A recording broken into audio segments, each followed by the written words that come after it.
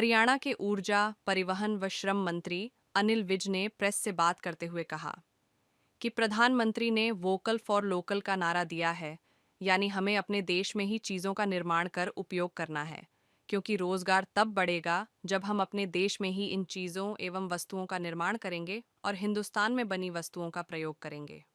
श्री विज ने कहा कि देश के यशस्वी प्रधानमंत्री नरेंद्र मोदी के कुशल नेतृत्व में भारत ने न केवल आत्मनिर्भरता की दिशा में ऐतिहासिक कदम उठाए हैं, बल्कि वैश्विक मंच पर भी अपनी मजबूत पहचान भी बनाई है।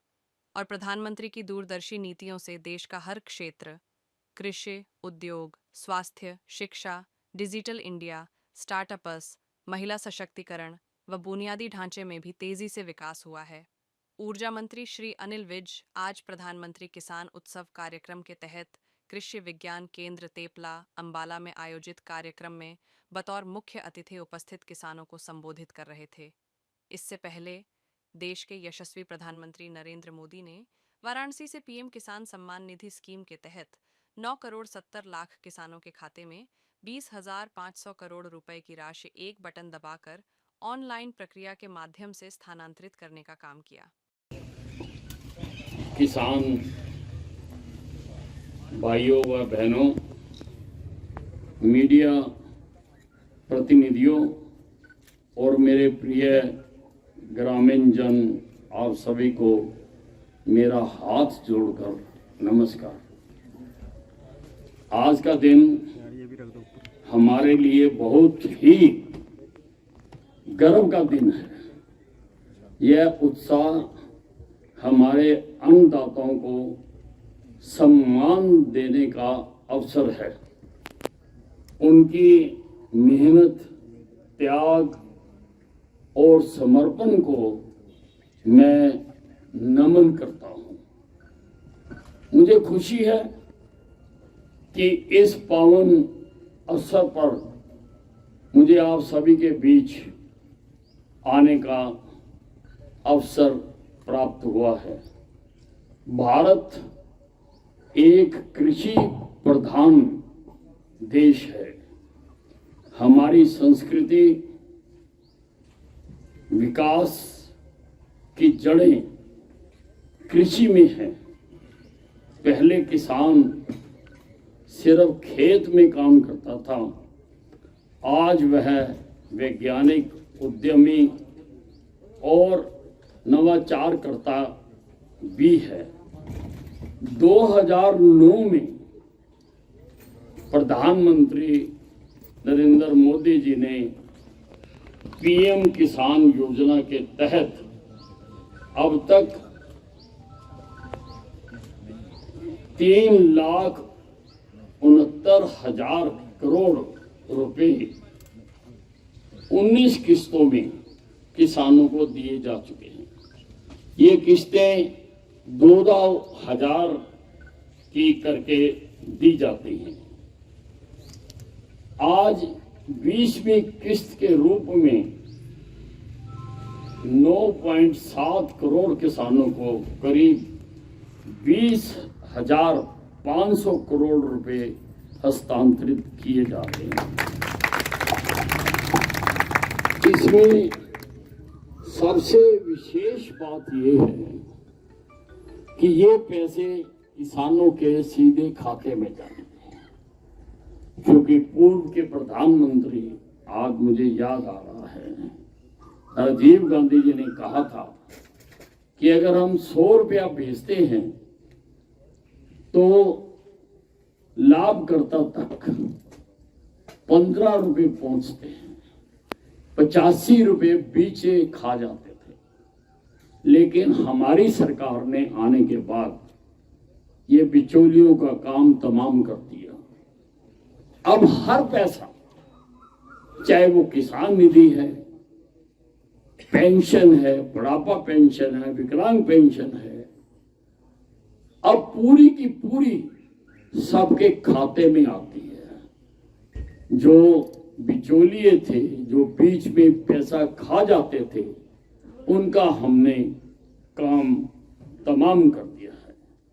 हम सभी प्रधानमंत्री श्री नरेंद्र मोदी जी के दूरदर्शी नेतृत्व को नमन करते हैं, जिन्होंने किसानों को केवल वोट बैंक नहीं माना। आज से पहले की सरकारें किसानों को केवल वोट बैंक मानती थी, बल्कि राष्ट्र निर्माता माना है कि देश को बनाने का काम किसान करता है, क्योंकि 65% जनता किसानी से जुड़ी हुई है। आज किसान राष्ट्र निर्माता माना जाता है। उन्होंने कृषि को आधुनिकता से जोड़ा, टेक्नोलॉजी, पारदर्शिता और सीधी लाभ अंतरण की नीति से किसानों को आत्मनिर्भर बनाने का अभियान चलाया। उनका विजन 2047 तक हिंदुस्तान को विकसित राष्ट्र बनाने का है। बहुत सारे राष्ट्र हमारे बाद आजाद हुए, लेकिन आज उनकी गिनती विकसित देशों में की जाती है। हमारा राष्ट्र अभी भी विकासशील देश के रूप में माना जाता है। विकसित राष्ट्र और विकासशील राष्ट्र में अंतर यह है कि जो विकसित राष्ट्र है वहां लोगों की जो आम आवश्यकताएं हैं वो सब पूरी की जा चुकी है। जहां सब पूरी की जाती है उसी को विकसित राष्ट्र माना जाता है। लेकिन हमारा देश अभी विकासशील राष्ट्र है। मुझे अफसोस है कि हमारे से पहले इतने प्रधानमंत्री आए, लेकिन कोई भी इस बारे में सोच नहीं सका कि इस देश को भी हम विकसित राष्ट्र बनाएं। इस देश के वे लोगों की जो समस्याएं हैं उनको पूरा करें। और प्रधानमंत्री जी ने बकायदा इसके लिए सेल बना रखा है कि लोगों की समस्याओं को दूर किया जा सके, ताकि 2047 में हम भी, हमारी अगली पीढ़ी भी ये कह सके कि भारत एक विकसित राष्ट्र है। प्रधानमंत्री श्री नरेंद्र मोदी जी के नेतृत्व में न केवल आत्मनिर्भरता की दिशा में ऐतिहासिक कदम उठाया जा रहा है। प्रधानमंत्री जी का नारा है कि वोकल फॉर लोकल, कि आप जो हमारे देश में चीजों का निर्माण होता है आप उनको इस्तेमाल करो, उनका प्रचार करो, और वही देश तरक्की करते हैं। क्योंकि जो बाहर से सामान बनाया जाता है उसका हमें बहुत ज्यादा मूल्य भी देना पड़ता है, फॉरेन एक्सचेंज भी देना पड़ता है, और उससे हमें रोजगार नहीं मिलते हैं, उससे खाली व्यापार होता है। बाहर से करोड़ों, अरबों और बिलियन डॉलर का सामान आता है और यहाँ आकर दुकानों पर बिक जाता है, उससे रोजगार नहीं बनता। रोजगार तब बनेगा अगर हम खुद अपने देश की आवश्यकताओं का हम निर्माण करेंगे। इसलिए प्रधानमंत्री नरेंद्र मोदी जी ने ये नारा दिया हुआ है कि वोकल फॉर लोकल, कि आप जाएं बाजार में, वहां जाकर पूछें कि क्या ये चीज हिंदुस्तान की बनी हुई है, हिंदुस्तान की बनी हुई है तो उसको प्राथमिकता दें। आपको जानकर खुशी होगी कि आज डिफेंस के क्षेत्र में भी भारत ने बहुत ज्यादा तरक्की की। आज हम सारे विश्व में, पहले हम सामान खरीदा करते थे, हमारे पास गोला बारूद भी नहीं होता था, हम बाहरले देशों से खरीदते थे और बाहरले देश की मर्जी होती थी कि वो हमें गोला बारूद दे या ना दे। आज हम खुद बनाते हैं। आज हमारी जो डिफेंस की सामग्री है उसकी सारे विश्व में आज मांग है। आज अभी जो पाकिस्तान पर हमने हमला किया, जो हमने मिसाइलें चलाई, जो हमने चाइना की मिसाइलों का भी नाश कर दिया, आज चाइना के मुकाबले हमारी मिसाइलों को आज सारी दुनिया खरीदना चाहती है। ये है प्रधानमंत्री जी के वोकल फॉर लोकल नारे का नतीजा। मजबूत प्रधानमंत्री जी ने देश की एक मजबूत पहचान बनाई है। पहले विश्व में हिंदुस्तानियों को निम्न नजर से देखा जाता था, दूसरी श्रेणी का नागरिक माना जाता था, लेकिन आज प्रधानमंत्री जी ने सारे देशों में घूम घूम कर उनके साथ अपने संबंध बनाकर आज हिंदुस्तान को बहुत सम्मान की दृष्टि से सारे विश्व में देखा जाता है। एक समय था कि प्रधानमंत्री नरेंद्र मोदी जी जब गुजरात के मुख्यमंत्री थे तो उन तक को अमेरिका वीसा देने के लिए तैयार नहीं होता था, लेकिन आज जब प्रधानमंत्री जी जाते हैं तो अमेरिका का राष्ट्रपति उनको रिसीव करने के लिए आकर खड़ा होता है कि आइए हमारे देश में। और आपने चित्र देखे होंगे कि किस प्रकार से वो देशों के राष्ट्रपतियों के साथ गले से मिलते हैं। हमारे लिए फक्र की बात है कि लगभग 27 देशों ने अपने देशों के सर्वोच्च सम्मान से प्रधानमंत्री जी को नवाजा है। ऐसा हमारा पहला प्रधानमंत्री नरेंद्र मोदी जी है जिसको सारा विश्व आज नमन करता है। मोदी जी की दूरदर्शी नीतियों से देश के हर क्षेत्र, कृषि, उद्योग, स्वास्थ्य, शिक्षा, डिजिटल इंडिया, स्टार्टअप, महिला सशक्तिकरण और बुनियादी ढांचे में तेज विकास हुआ। विदेश नीति के अंतर्राष्ट्रीय स्तर तक पहुंचाया है। पीएम मोदी जी की अगुवाई में से हाल ही में भारत और पाकिस्तान के बीच जो युद्ध हुआ, आप जानते हैं कि जब से पाकिस्तान बना है तब से हमारे साथ वो युद्ध कर रहा है।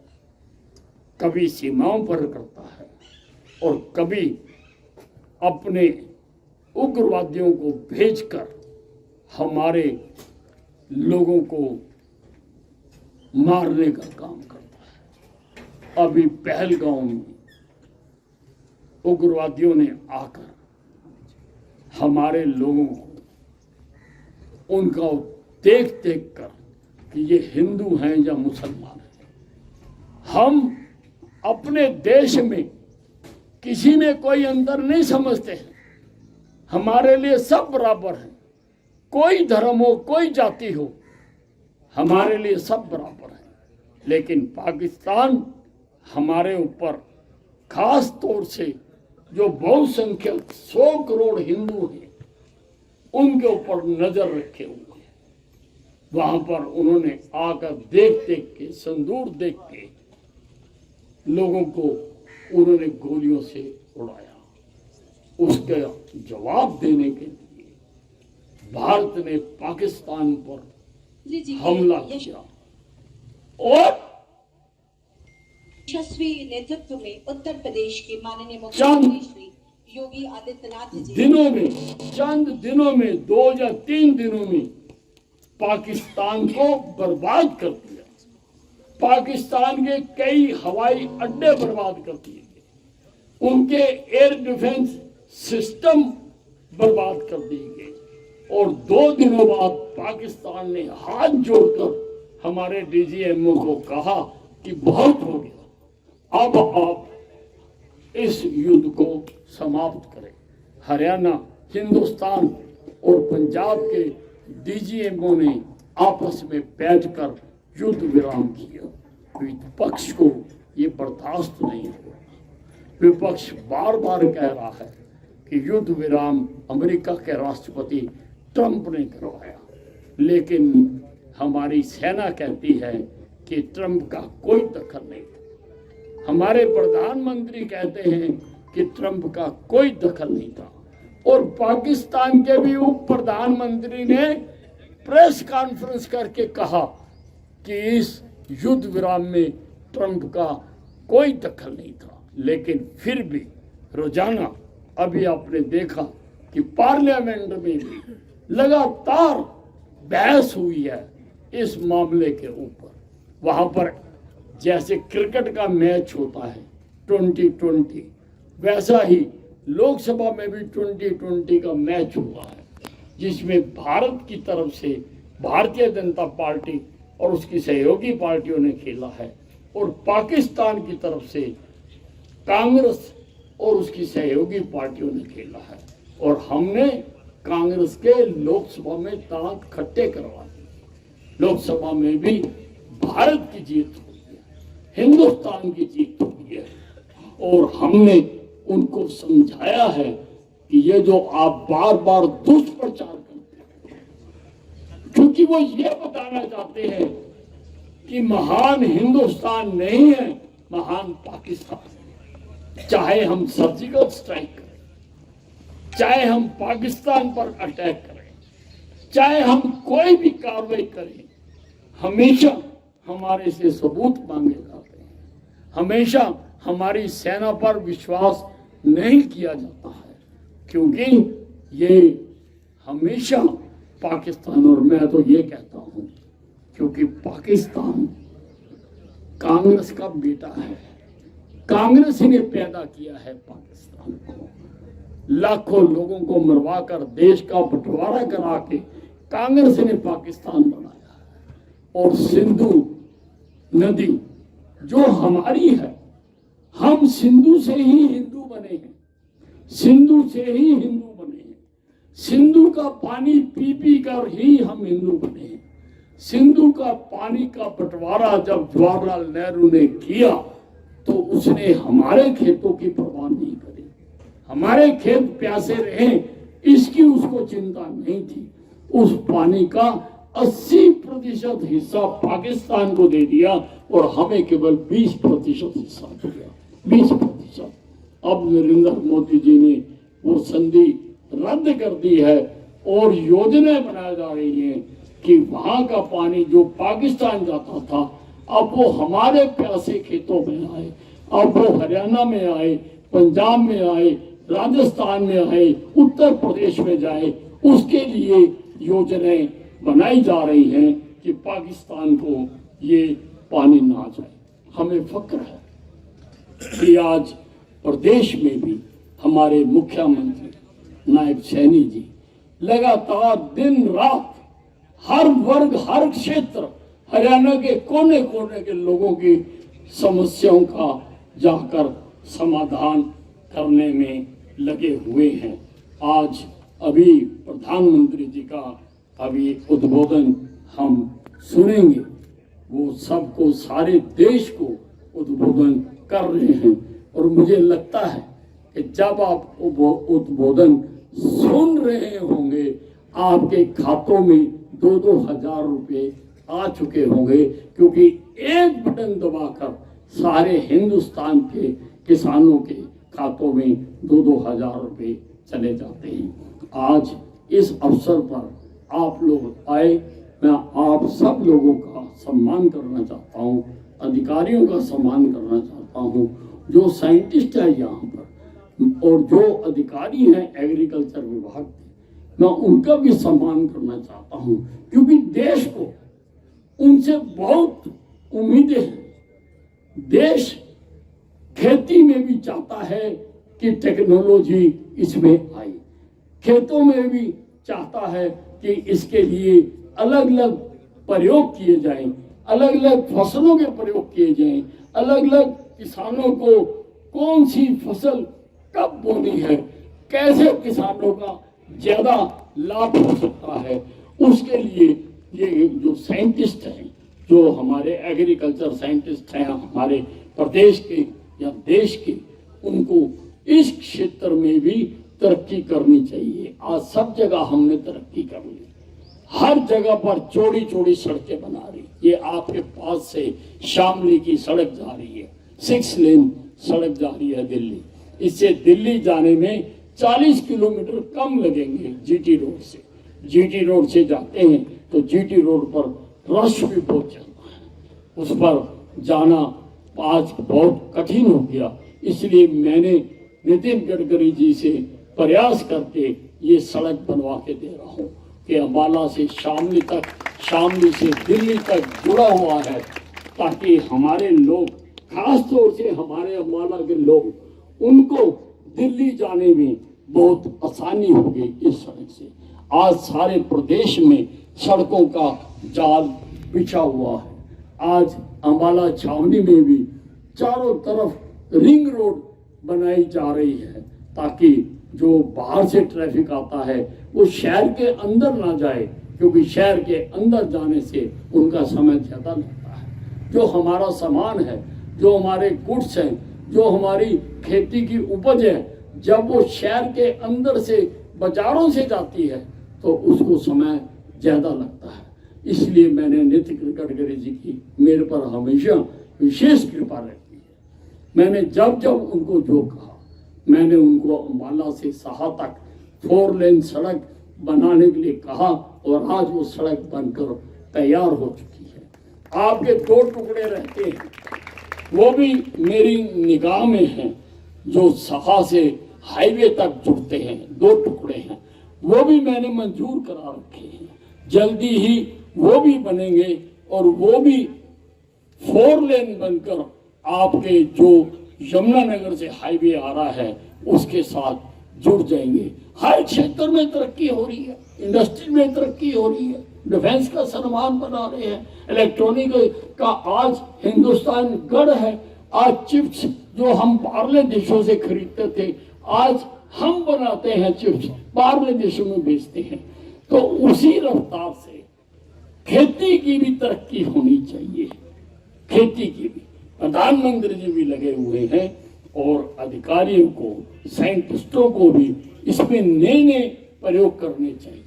अभी ड्रोन का हमने प्रयोग किया है। प्रधानमंत्री जी ने ड्रोन, लखपति ड्रोन दीदी बनाने के लिए योजना प्रधानमंत्री जी ने बनाई है। आज सभी जगह पर खाद डालने के लिए, बीज डालने के लिए ड्रोनों का इस्तेमाल किया जा रहा है।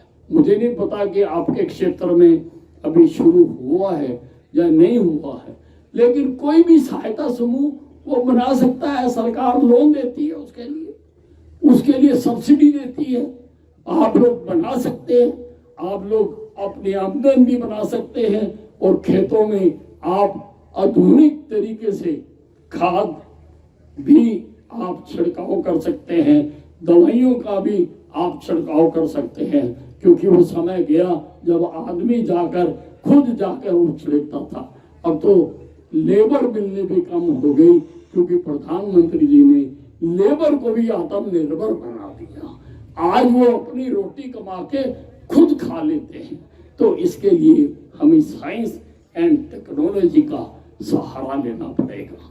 इसलिए उसके लिए भी नई नई रिसर्च करनी चाहिए।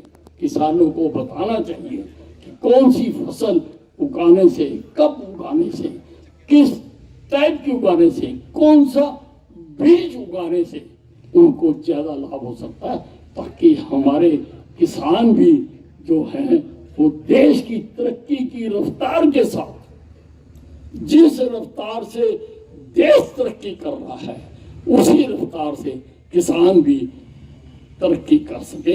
इतना ही कहने के लिए मैं आपके बीच में उपस्थित हुआ हूं। अब हमें प्रधानमंत्री जी का 11 बजे हमें प्रधानमंत्री जी का मार्गदर्शन मिलेगा। धन्यवाद।